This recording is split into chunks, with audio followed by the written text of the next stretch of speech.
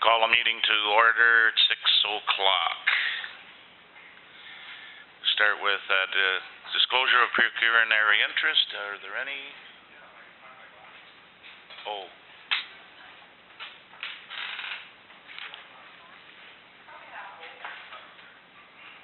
I can't even return the favor. Oh, yes, I can. I have my own. Pass that form to Councilor Olmsted. Yeah, item 4A2. I have pecuniary interest. I'll fill it. Okay. Duly noted. And we'll do adoption of the agenda. Moved by Kathy Rager, seconded by Terry Miller. Be resolved that the Council and Committee of the Township of Whitewater Region adopts the agenda for the September 2nd, 2015 meeting. All those in favor? Opposed, if any? Carried.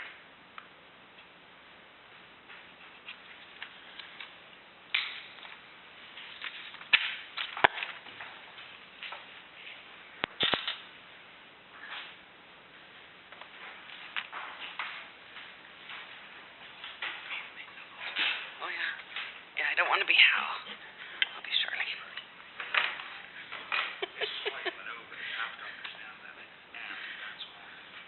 Thank you.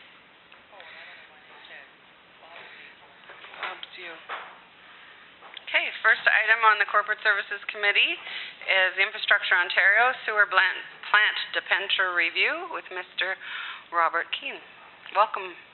Well, thank you very much, Councillor Jackson and Mayor Johnson and Council, for allowing me to come and talk about the Infrastructure Ontario Loan Program.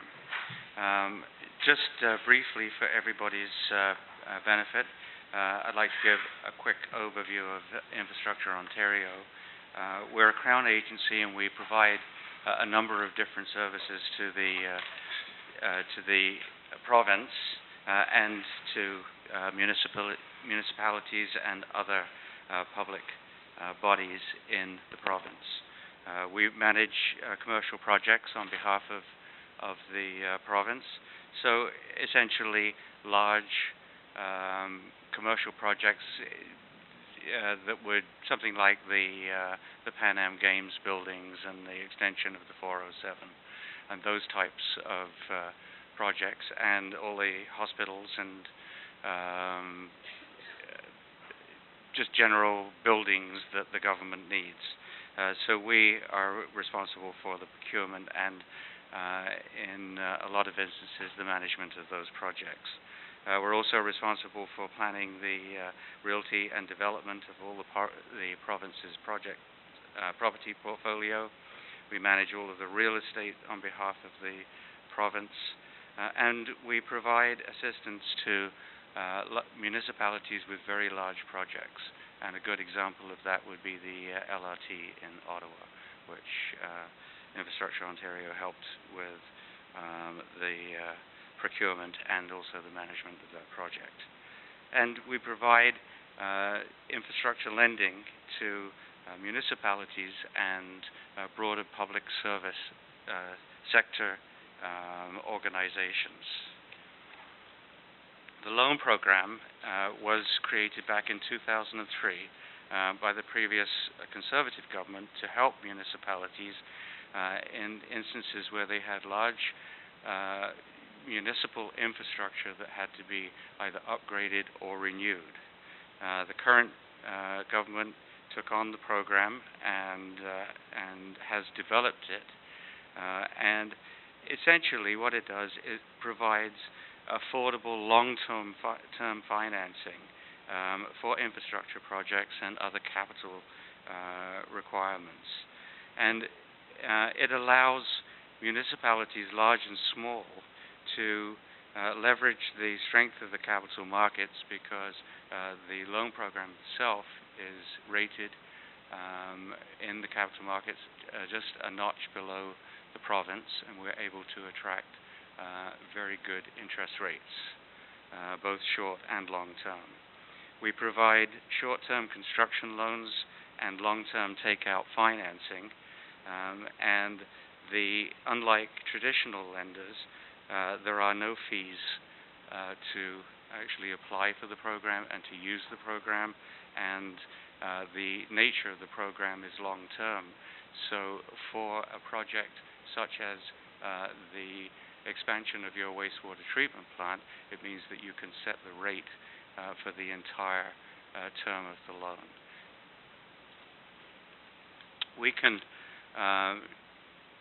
You can see that there are, since 2003, the program has been opened up to various non-profit organizations and other organizations that would otherwise find it very expensive to attract financing for capital projects.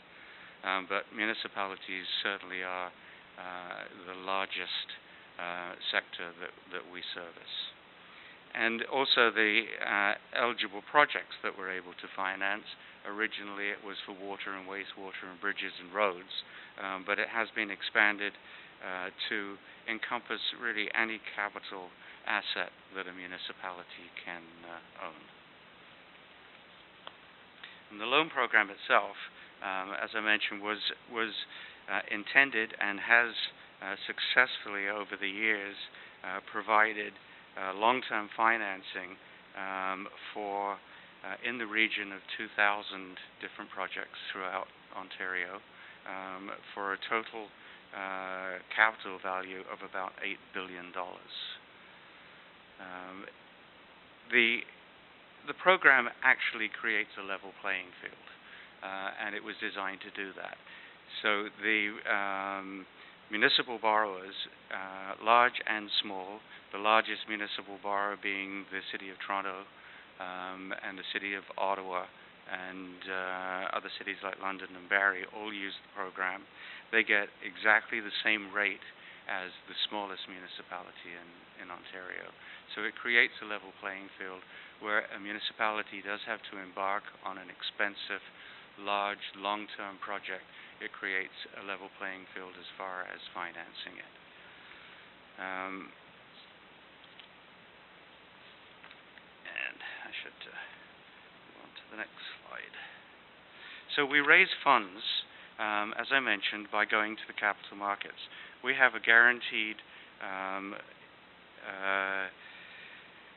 borrowing fund of $750 million that we can use to finance construction loans and then in turn finance long-term projects. And some of our construction projects, as will be your wastewater treatment plant, take up to 5 years or even longer to complete.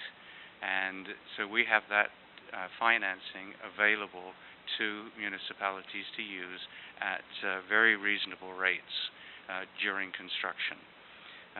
We also, at certain times when we have a large enough amount of money, we go to the capital markets and we sell bonds on the market. So there is no public money or taxpayer money involved in this program at all. It's all financed directly from the market, and the rates that our borrowers get include all of our costs. As I mentioned, we can offer loans, both short-term construction loans, and the current construction loan rate is 1.31%. That's not a fixed rate. That rate actually moves with the Bank of Canada overnight lending rate. So if the Bank of Canada overnight lending rate increases by 1/4 of a point, then that rate will increase. But that is the lowest construction loan rate that we've ever had. It's very inexpensive. And the way that construction loans work is that the municipality can apply for the maximum amount that it will need to complete the project or its portion of the project, and during construction can draw down construction financing, and you only pay for what you actually use.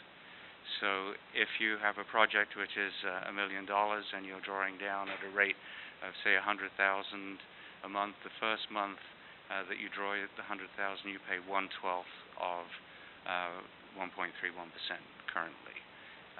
Next month, you draw down another 100,000, you only pay for the 200,000 at the current rate. So you're only paying for what you use, in effect. The rates, I've done a little bit. If you have a look at slide number 10, I've done a few calculations there to give you an idea of the cost of funding the municipal share of the project, and I took the total amount as I was advised. And I've put the rates over, or the terms over 20, 25, and 30 years.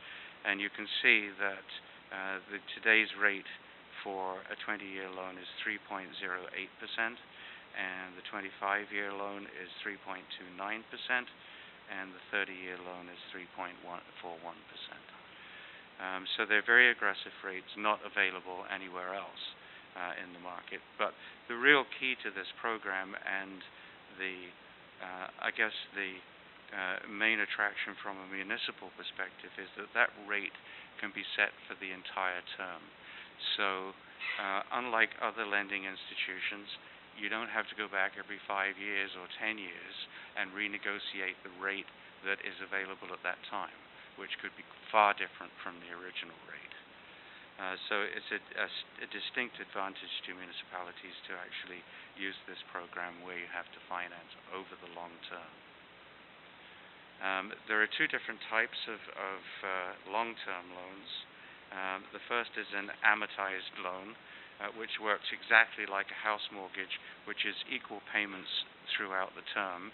And the second is a serial loan, where you pay interest on the outstanding amount. So you're actually, it's a cheaper way of financing a loan, but generally it's not adopted by municipalities because you pay a lot more at the beginning. So the most popular loan is definitely an amortizer loan, which is just like a house mortgage in it, and it is equal payments throughout the term. As far as application and being eligible for the program, all municipalities in Ontario are eligible. We do a credit review of the municipality's finances, and there are very few municipalities in Ontario that would not be able to use the loan program. The loan application process is fairly simple and straightforward. It's an online application. It takes us about 6 weeks to review the application and approve it. Once the application is approved, then the financing is available to the municipality, and the loan can sit there for as long as the municipality takes to start the program. Once the project is completed, the municipality would then have the option of turning that into a long-term loan, either all of it or some of it. If by some means the municipality were to attract additional finance and not need the total loan amount, we just need to be advised that it isn't necessary. You don't need it. There's no cost to not using it, and as I mentioned earlier, you only use what you need. At the end of the day, when the project is completed and you've decided on the amount of money that you want to borrow, then we purchase a debenture from the municipality. That's the only time that there's any expense on the municipality's behalf. At that time, you would need a lawyer to do the debenture and to also advise you on the terms of our contract. It's a very straightforward program. It's available on an ongoing basis, and there are, as I mentioned, there are no extra costs or anything, and if you decide in the end that you don't want to use it, you just tell us you don't need it. And I've put some examples of some of the smaller municipalities, or some of the municipalities that have used it, small and large, that are not too far away from here. and we have lots of references, and there are people very close by that can tell you about the program, and the staff and the way that it's run is very efficient, and I think we're pretty proud of the service that we provide.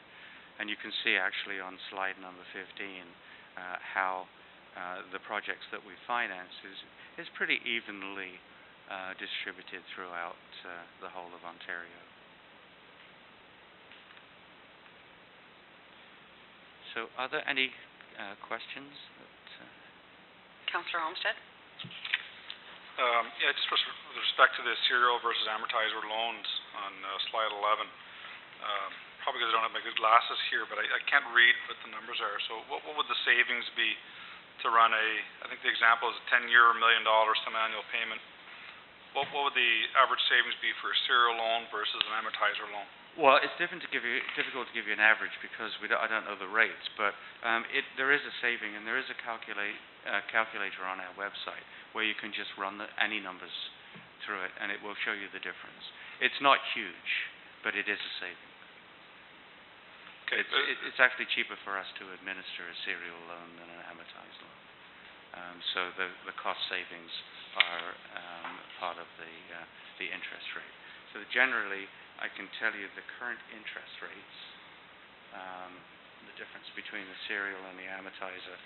So on a 5-year loan, it's just 1 basis point, but on a 30-year loan, the serial loan rate is 3.32%, and the amortizer is 3.41%, and that's entirely due to the cost of actually financing and managing that loan.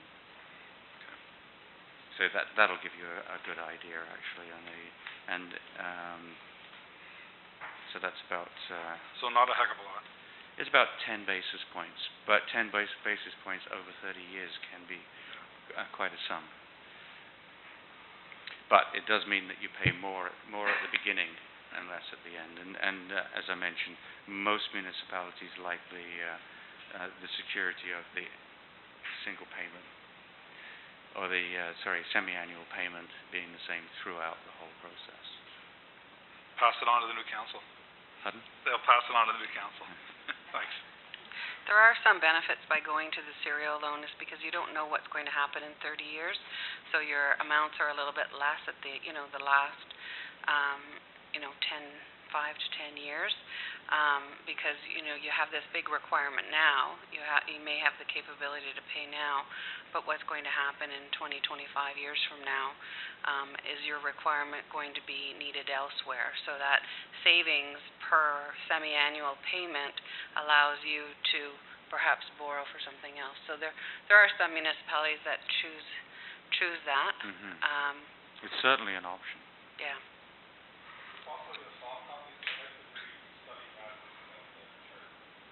Sure. Actually, I think that chart is just illustrated, but if you want some numbers, I can provide you with numbers. It's, as I mentioned, there's a calculator actually on the website. You just go in there and put in the amount and run it as a serial, and then run it as an amortizer, and it'll give you the numbers right in front of you. Anybody else have any questions? No? Thank you so much for coming. Welcome. Thank you, Councillor And Jackson. I'm sure I'll be talking to you again soon in my job. But it's much appreciated.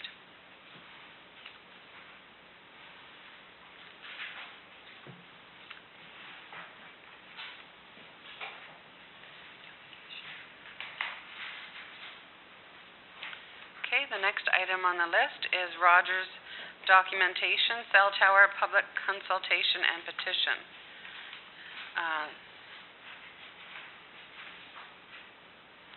There is a report provided by Christine with regards to this item. Perhaps I'll leave it to you to discuss it. Yeah, I've given you the chronology of the background according to the communication that I've had from Rogers.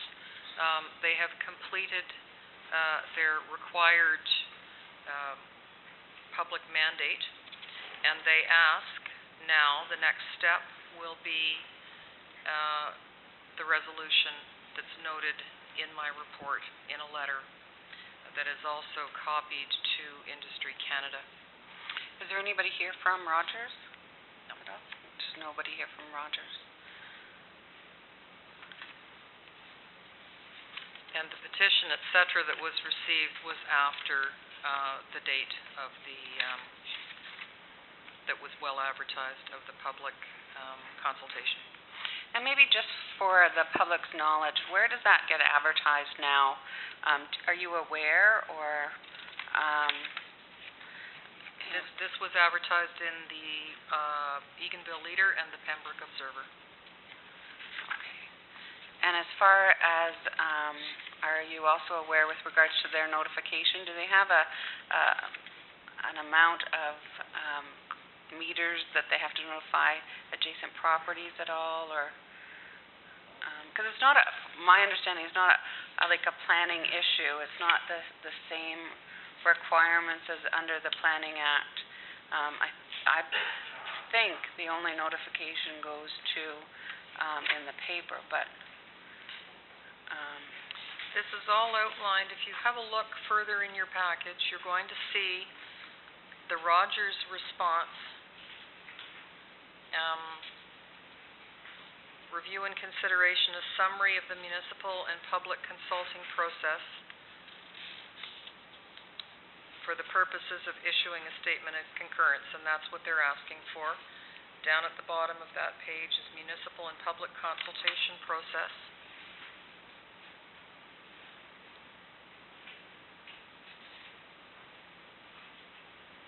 Two individuals showed up at the public consultation process that was advertised. The sign-in sheet is attached. yeah, I'm just reading here now on page 14 of our package that relevant property owners within a radius of 315 meters of the proposed installation would have been issued an attached notification package.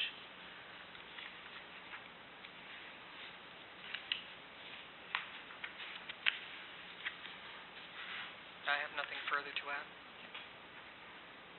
Okay, is there any questions with regards to that, or do you want me to go ahead and read the motion? Reeve Miller?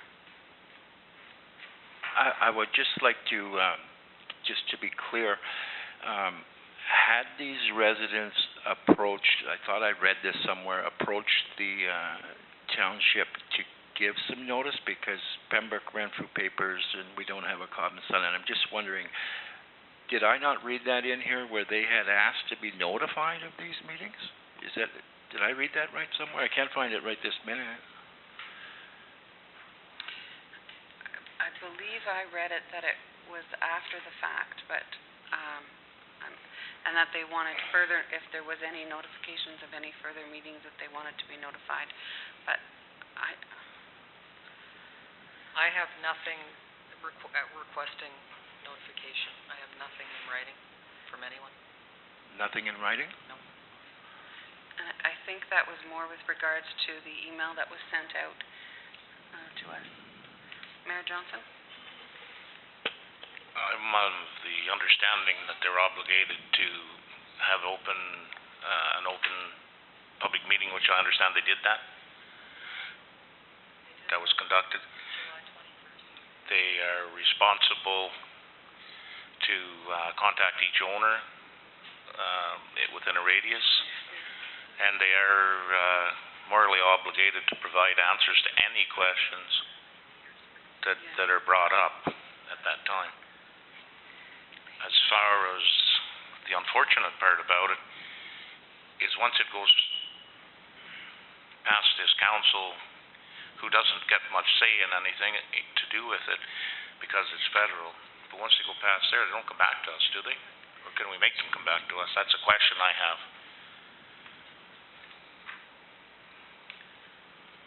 I believe you can, and that's why they have asked for this letter, a formal letter of concurrence. And our next, the next agenda item, I believe Mr. White will be able to address that same issue as well. But yes, that there is one more step in the process. They need the formal letter, and I guess if you don't want to issue that formal letter, that stalls the process, or stops it. Okay, well, And I noticed that the email that was sent with regards to further notification was dated August the 16th, and Mr. Gilchrist acknowledges the fact that he did receive the public consultation package as an adjacent landowner to the proposed site, and that we request notice of any further consultations, meetings, or correspondence regarding this proposal be sent to Mr. Gilchrist as well as his email address. That was dated August the 16th, after the meeting. Yeah, there have been no further meetings since then, but I never received any such request in writing other than that email. Mayor Johnson? so my question now is, for our enlightenment, should we not just go to the next item? Get the presentation?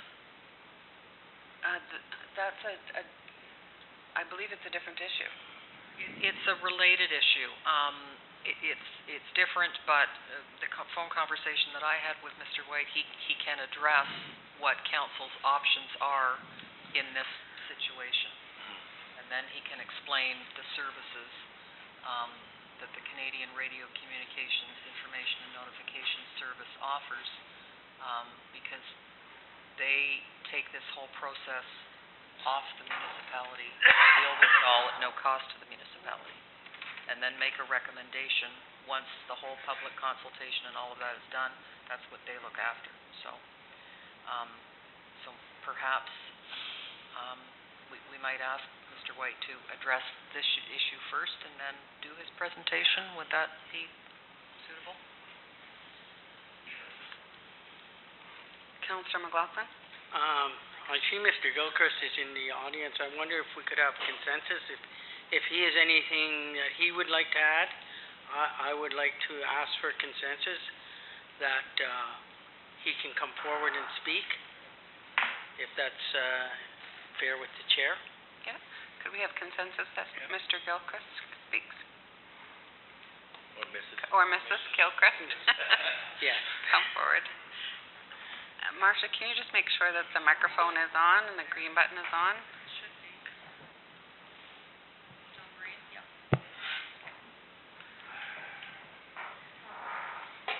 So I heard it mentioned that there was something about a 300 and I don't know what it was, radius, that we were to be notified of public meetings or anything like such. The July 12th meeting that was held, public meeting, we did not receive any communication about that whatsoever.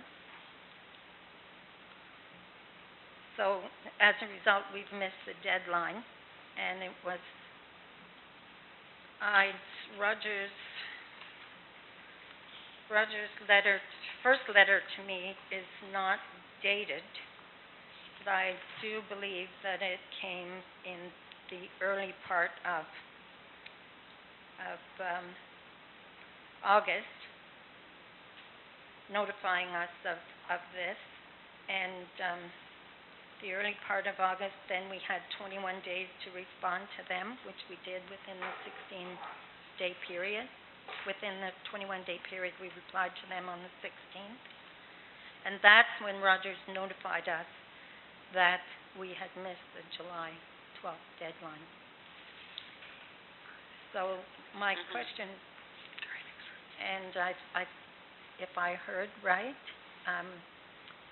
you're saying that people, that it was their duty to report to us of the meeting, like Councillor Miller said, we don't get either of those newspapers, so we had no way of knowing.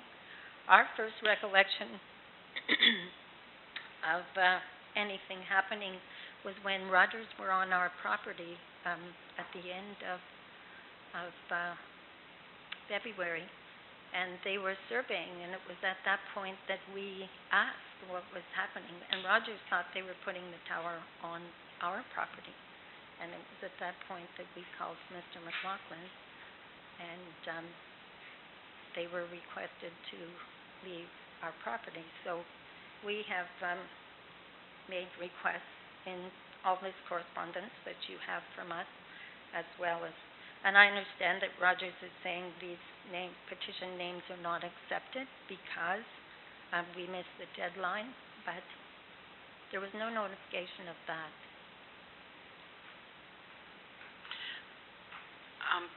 I guess it says in their comments, it says Rogers issued the attached notification package, which you acknowledge you received, to the relevant property owners within a radius of 315 meters of the proposed installation.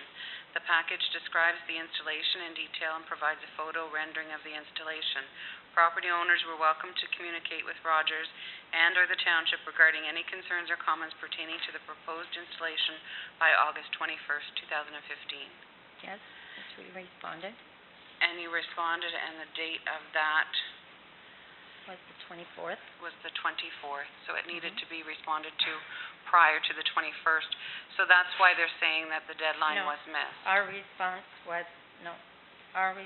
was on the 16th.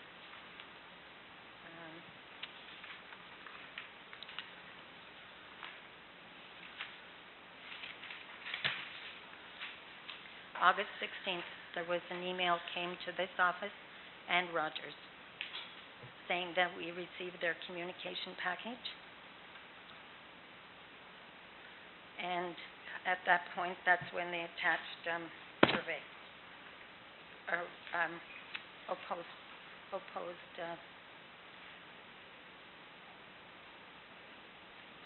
Yes, I have the email here, August 16th. You are correct. So we did respond within the 21 days. By August 21st, yep. Right. And you received a response back from them? Yes, you've read some of that response already. July, And he responded back on August 26th. August 24th. Say the public comment period for this site has now closed. Yes. Please find the public response report and request for concurrence attached.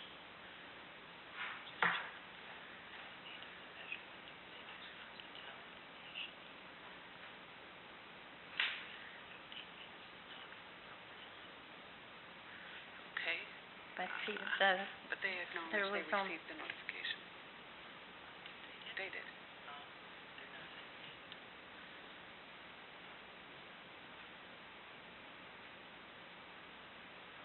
We received the Rogers Public Consultation Package, as we are an adjacent landowner.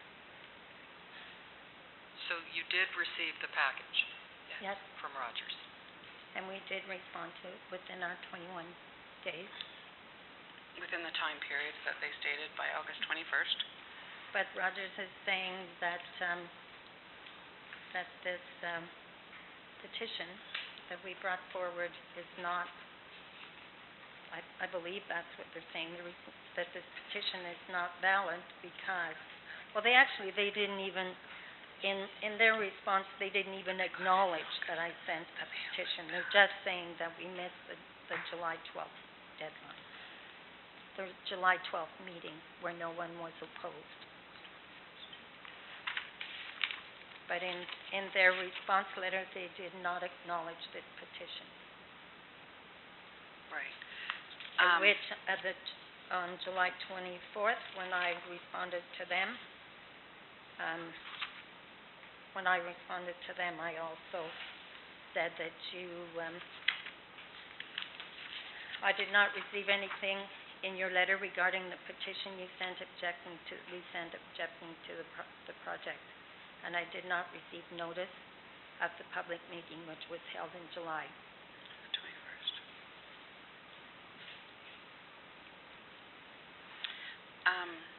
Perhaps, my suggestion is that we have Mr.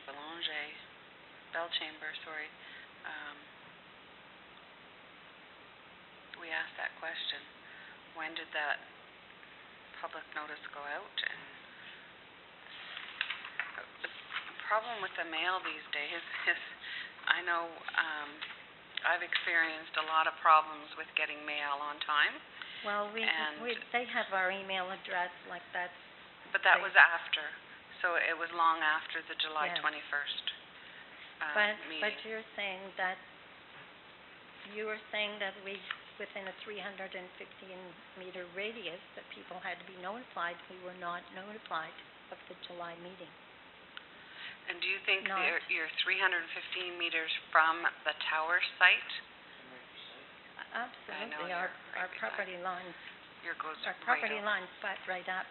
The other property owners who are also on this petition is Mr. Hill and Mr. Monroe.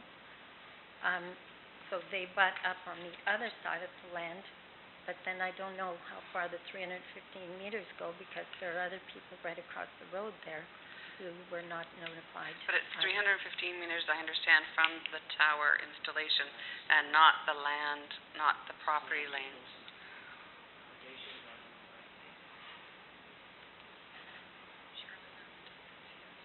Mhm.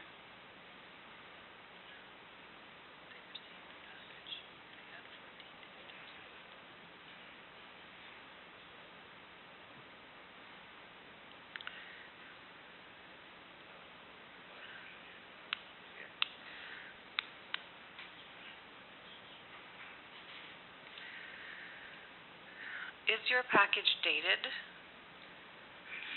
Not the first package note that he sent us. I can find no date on it whatsoever. It's here, unless you can find something. Councillor McLaughlin? I'm wondering if we could contact Mr. Bellchambers and get a list of the people that were supposed to be contacted, and if they were contacted, because 300 and some meters, that's 1,000 feet, that's quite an area. Mhm. So I would think there's more than the Gilchrists that that should have been notified. So I'd like to see maybe if the CAO could get correspondence from Mr. Bellchambers to see just who was notified, and if they were sent out in mail, and at what time were they mailed out. Just outlining the timetable. Yeah. Exactly.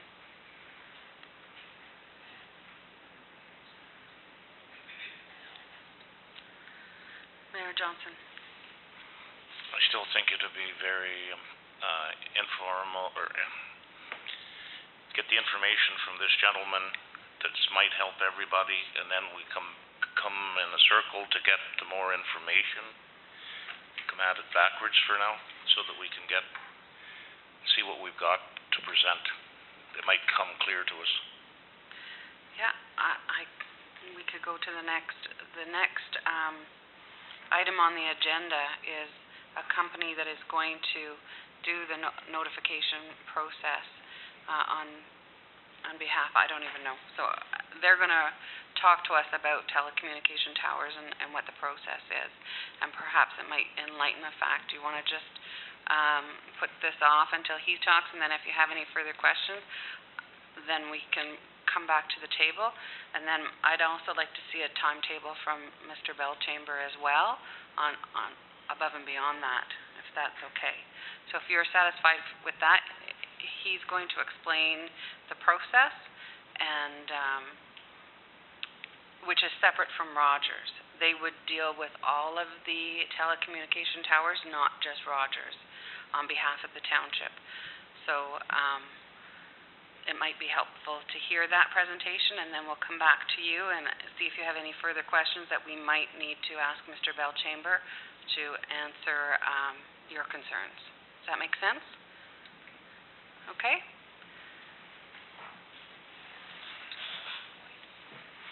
Okay. So the next item on the agenda is the CRINS update, Canadian Radio Communications Information and Notification Service, with Todd White. Welcome, Mr. White. Thank you very much.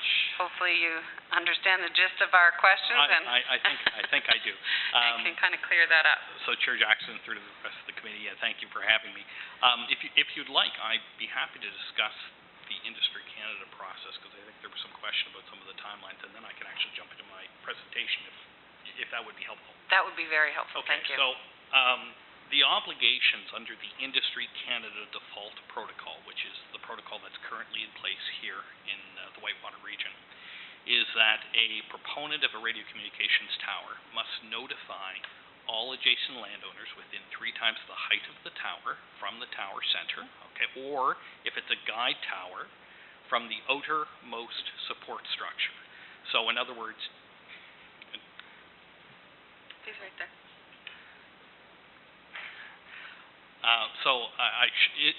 If I could ask the question, was this tower a guide tower or a self-support tower? Yes, it's a guide tower. Okay, so it's 315 meters from the outermost support, which means the guy wires count. So you have to go, so it's not 315 from the very center, it's 315 from the outermost supports. Okay, so that's one thing to keep in mind.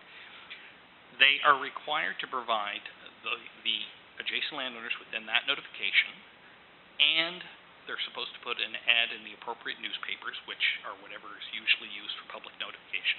They must be provided 30 days to make an initial public comment, not 21, which is what I was hearing.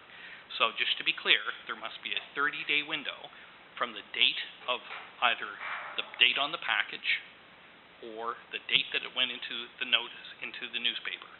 That is the initial public comment period. Anyone who makes a comment within that 30-day period, the proponent has 60 days to respond. That member of the public then has 21 days to make a further inquiry. And that may continue back and forth for a period of up to 120 days. So that is the process. In terms of public notice, public meetings, some municipalities like to have them. Some municipalities, it doesn't matter. Under the Industry Canada process, a public meeting is not required, but this back and forth process of allowing the public to make comments does go on. And again, it's 30 days as the initial. The proponent has 60 days to respond to anyone inquiring, and then the public has 21 days after they receive a response to respond backwards. So, and that can continue up to 120 days. So that's the process that should have gone on with this particular site. So I don't know if that's clear. Is that helpful? Okay. I think it's very helpful, yes. Okay. So that's just, I'll talk a little bit more about this as I now go into what is actually my presentation. Okay. CRINS, the Canadian Radio Communications Information Notification Service, long name. But basically we are a not-for-profit corporation that is owned by municipalities from across Canada. So everywhere from Pictou, Nova Scotia to Salmon Arms, BC. We have a number of members here.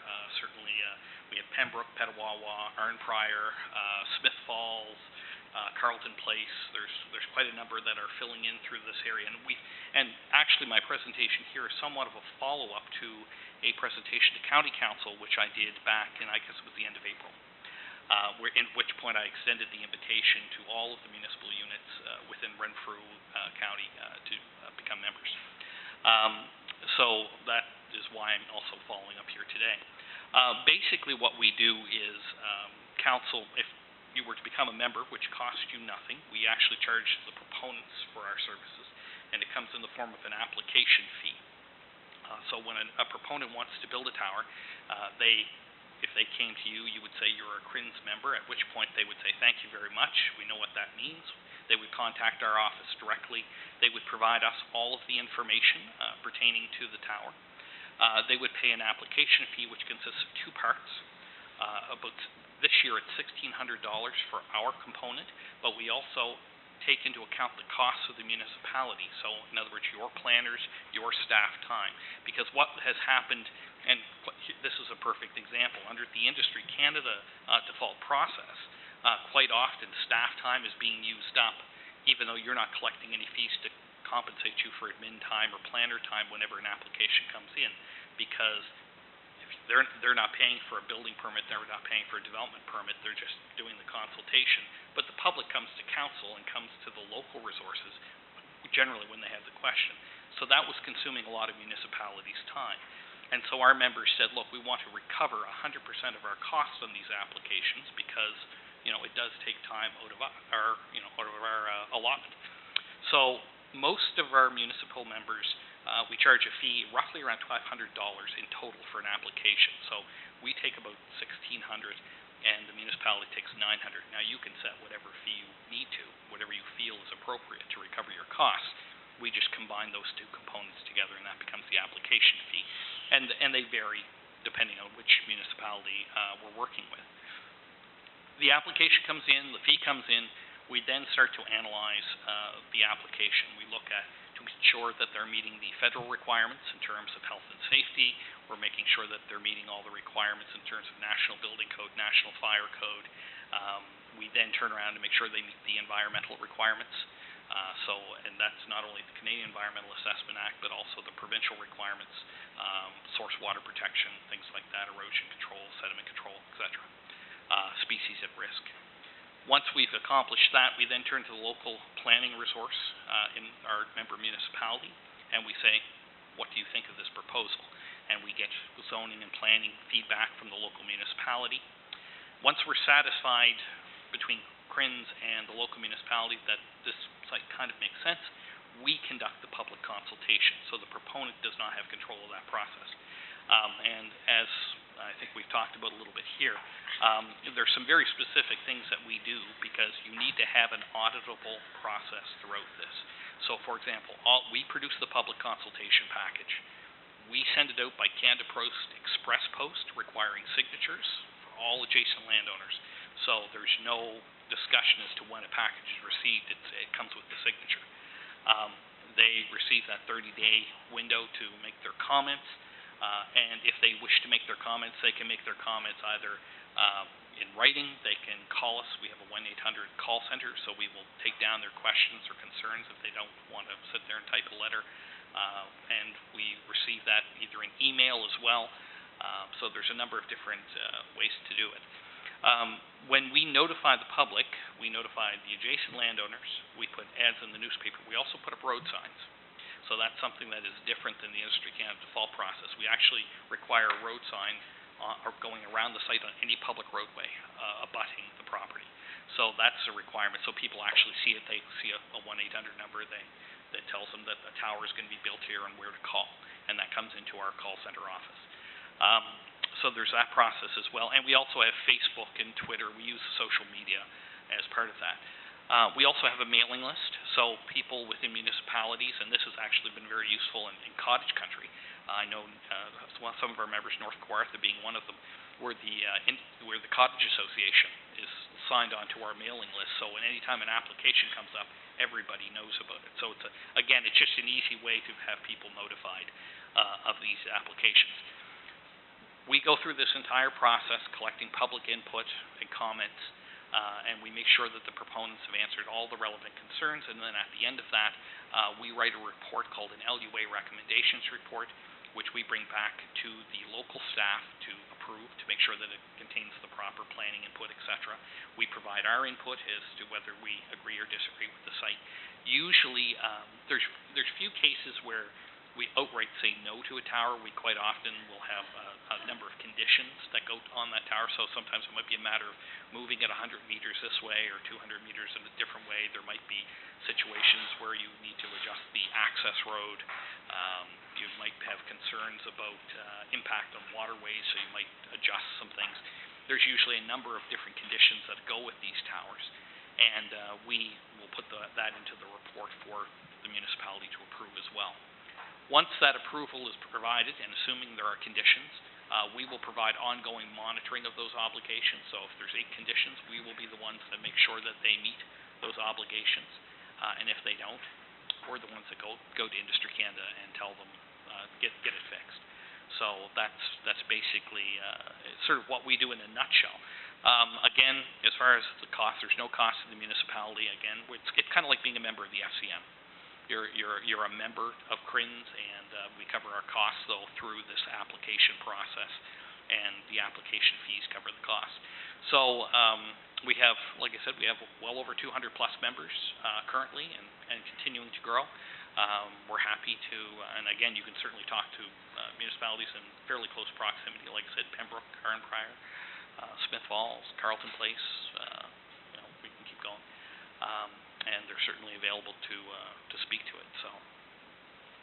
So that's why I'm here, is to offer to have you participate, and let's serve my hope. So if you have any other questions, I'm happy to answer them at this point. Does anybody have any questions? Reeve Miller?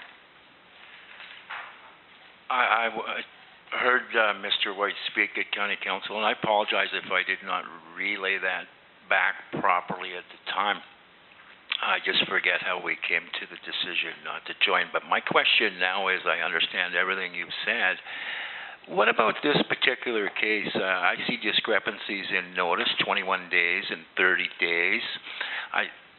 It was hard to follow all those date lines, but obviously what you told us is not the same thing that Rogers is saying to these people. So my question is, in view of that, can we make this case your case? So the answer is indirectly yes.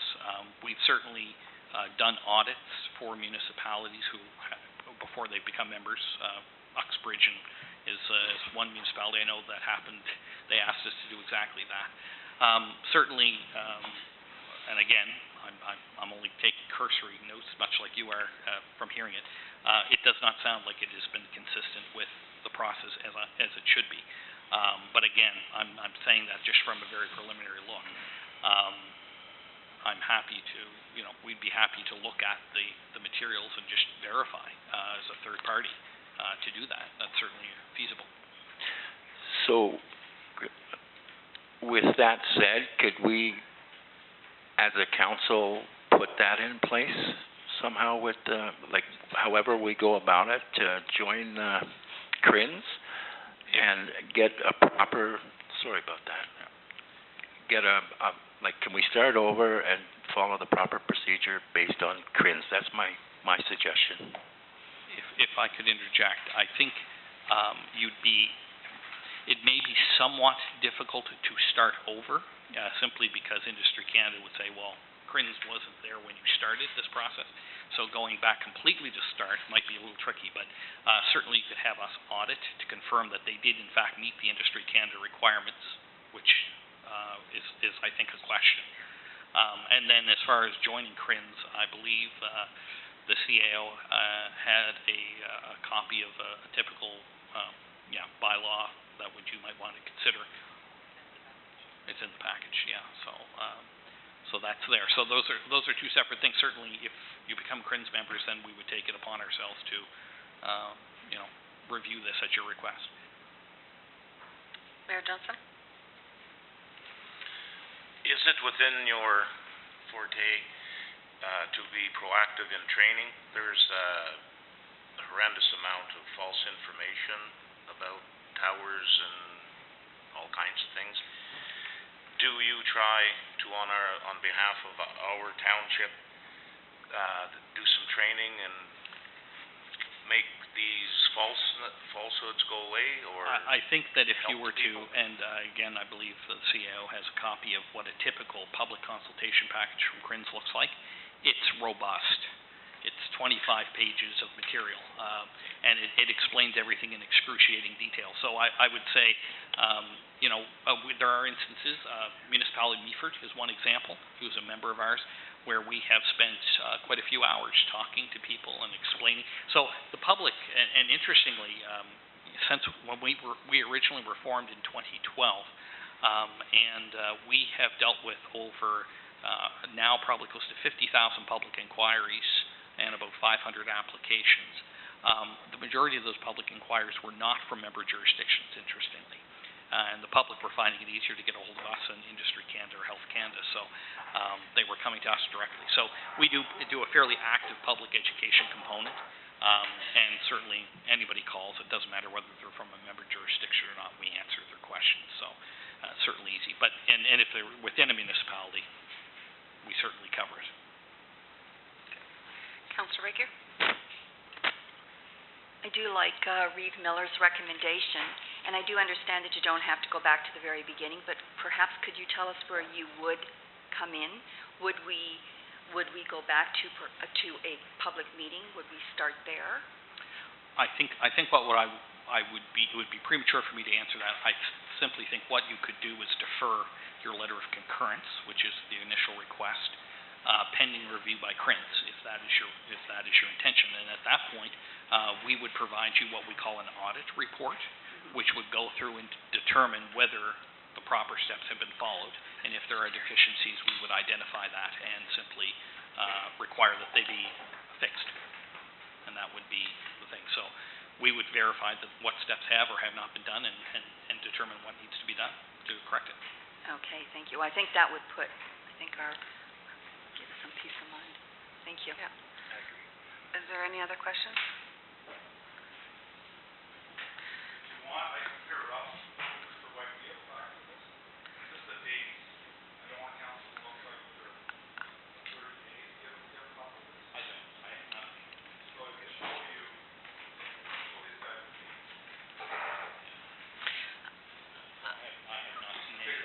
Councillor Olmsted?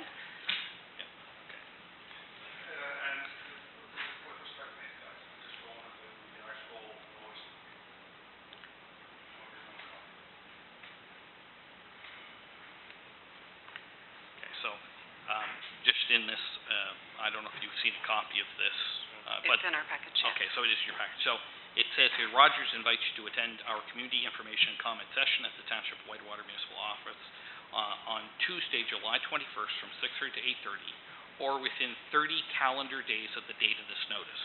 So they do make reference of the 30 calendar days, to provide by email or letter your comments and or request to be informed of the township's position on the proposed antenna system. So they do make reference to the 30 days in this notice. And I think my biggest concern in the package that was sent out to the Gilchrist, it says right in the package, to be considered part of this consultation, comments must be received by close of business day on August 21st, 2015. Please forward your comments. Okay. Well, those comments were forwarded on August the 16th. Right. So based on that, they were within 30 days. They met within the time period as required by the notification, and yet they're being told that they didn't meet within that time period. Yeah. Doesn't make sense in my eyes, yeah. But... And to be fair, I haven't read their right. comments, so I don't know. One of the things that right. is a question is what were the concerns? Were they considered relevant concerns? Were they just comments? Again, I have no background to have seen that. So. Right, absolutely not. Yeah. Okay, so and I guess, so we have two motions. One motion is with regards to the CRINS, and then we have the previous motion, and I'll ask perhaps Mrs. Gilchrist if she has any other questions. But what I can give, maybe after I read the motion, you might be more satisfied with having your concerns alleviated with regards to the CRINS motion, and then we'll speak to the other motion. So, moved by Reeve Miller, seconded by Councillor Regier, be it resolved that the Corporate Services Committee of the Township of Whitewater Region recommends to Council that on a go-forward basis, the municipality will become a member of the Canadian Radio Communications Information and Notification Service. Further, the committee recommends that CRINS perform an audit on the Rogers application for 18 Forsters Falls Road to ensure that the proper public notice process has been followed. Any further discussion? All those in favor? Opposed? Carried.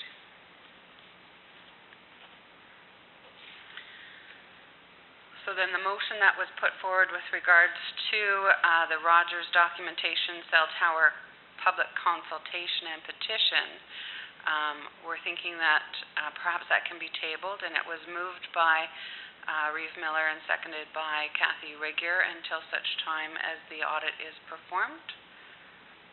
Okay. Do you have any further questions, Mrs. Gilchrist?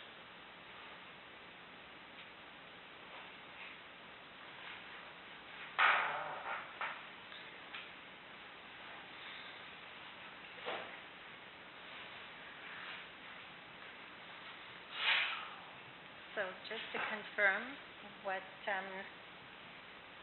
you're telling us, Councillor Jackson, is that, there is still, do we still have time? Is this petition going to be, you're backing things up, so this petition can be looked at and our concerns can be looked at?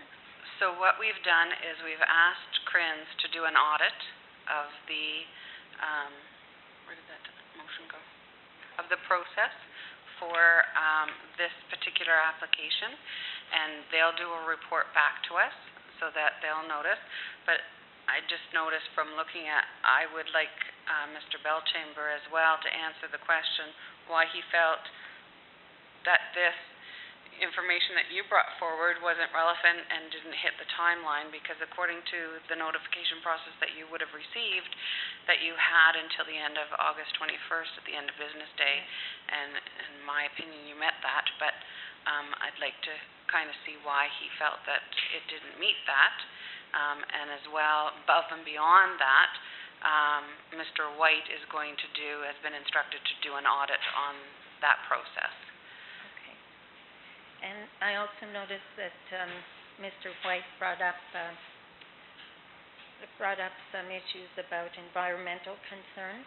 Yes, and that was one of our highlights of the petition, that we are concerned about the environment because the property is mostly wetlands, and our lake is very highly sensitive right now, and do we need, and well, they meet the criteria that's going to,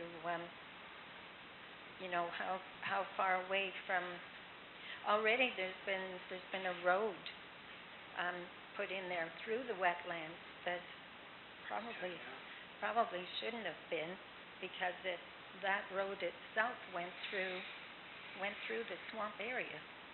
So we're really concerned about what's happening there, and of course, that's just to address Mr. White, because he said he didn't have a copy of my things.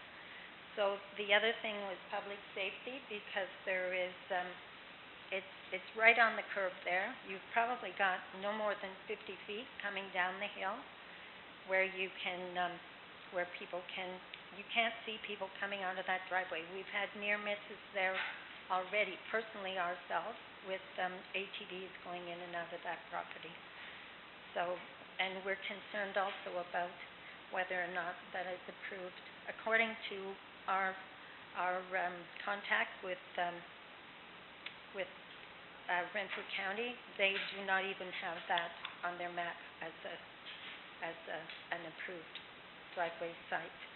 And Rogers did communicate that in here, in one part, that they were going to attach to the existing driveway, which according to county does not even exist. And of course, we're concerned about, the health impacts it'll have. Like I noticed for myself, just going along county roads, going along any part of the highway, you look at any cell towers, and they're not placed in the middle of a major development. There's a lot of people on that hill, and we're all within close proximity to and like we turned down this site maybe 10 years ago when they came in and wanted to put it on our property, and we said no. And there's some people on my petition who are across the highway who were asked to have it put on their property, and they said no. So people, this is from a way back. People are not happy about this. Okay, I'll just ask Mr. White perhaps, if Mrs. Gilchrist talks to you about her concerns with regards to that, are you okay with that? I know it's not an application that has been brought to your company, but so perhaps you can give her your card and she can talk to you. Is that okay? And he'll be able to answer all those concerns. So my other question, will we be notified when this audit is completed? Yes. Yes, he will. Staff will notify you when it will come back onto the council's agenda again. Okay, because we were not notified of tonight, and we you know, you will see in some of my comments, repeatedly, we have asked people to notify us when something is happening concerning this site. And we have never received any notification about any meeting in Whitewater Township, Rogers, either or. Okay.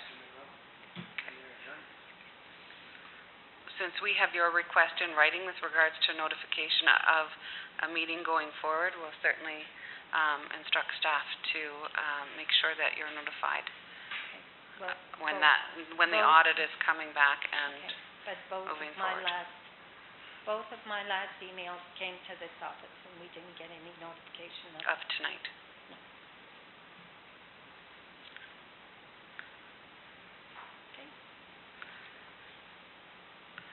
Okay. Thank you.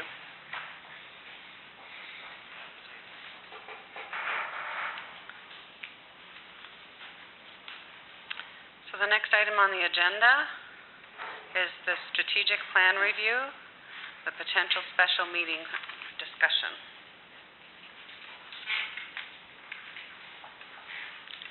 And Christine has done a report, so I'll let her lead this.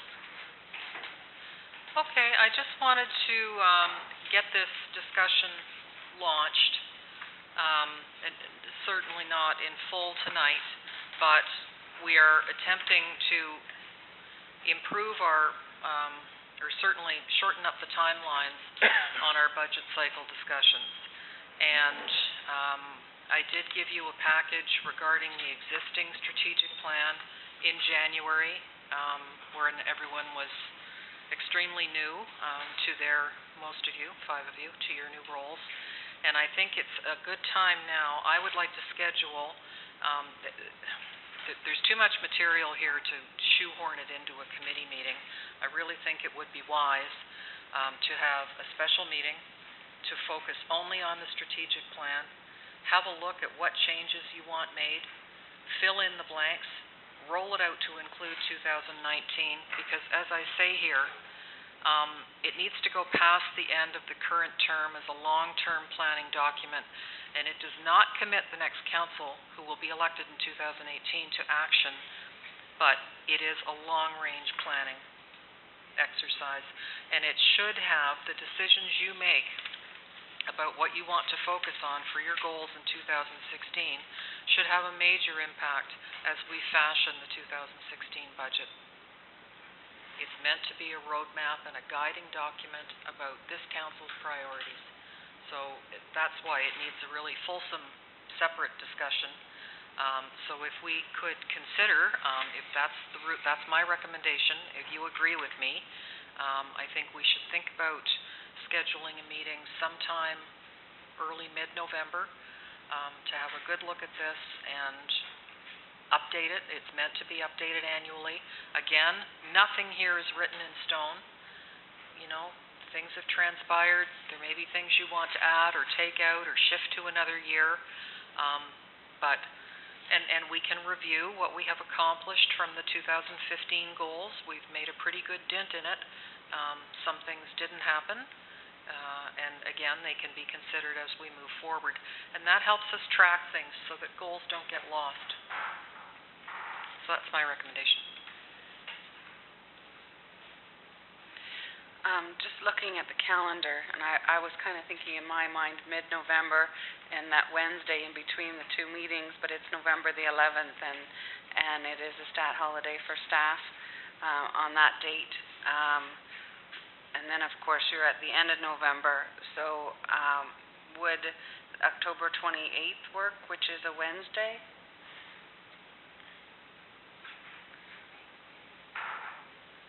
Does that work for everybody, or? Good with me. At 6 o'clock again?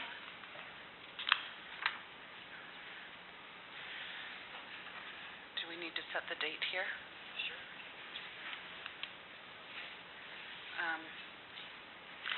Councillor Regier and Reeve Miller, is it okay if I just amend this motion to state the date of the meeting? Okay. So moved by Councillor Rigger, seconded by Reeve Miller. Be it resolved that the Corporate Services Committee of the Township of Whitewater Region recommends to Council that a special meeting be held October 28th for the annual strategic plan review in preparation for the 2016 budget cycle to guide Council in decision-making priorities and budget allocations. Any discussion? All those in favor? Carried. Okay, and then we go to the Public Works Committee, Co-Chair Charlene Jackson. I'm just noticing that now, because Mr. Mackay is away, so I'll just stay where I am. And we have an item on the agenda, the resignation of Public Works Mechanic.